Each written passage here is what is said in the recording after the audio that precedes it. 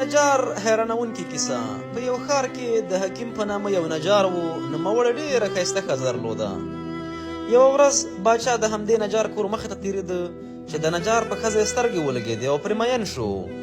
بادشاه نجار ته بهانه وکتله او د هغه د اعدام حکم یې وکړ. پاچا وویل سبا نجاري اعدام کړئ.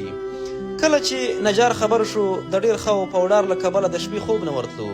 د نجار ښځې وویل د هرې شپې غوندې ویده شه، رب دې یو دی، شریک نه لري او د رحمت دروازې یې ډېرې دي. د ښځې خبرو لږ څه کراري ور په نصیب کړه او سترګې یې درندې شوې ویده شو.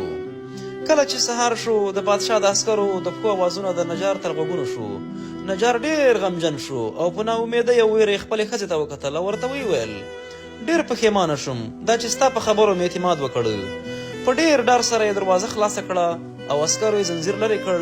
دوه عسکرو په ډېر تعجب سره نجار ته وویل پادشاه نن شپه مړ شو، موږ راغلي یو چې د بادشاه ته تابوت جوړ کړي.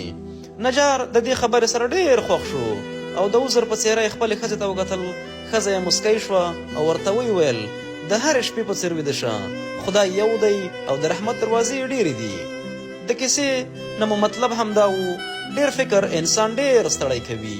حال دا چې د هر کار پایله او تدبیر د الله جل جلاله په اراده کې دی.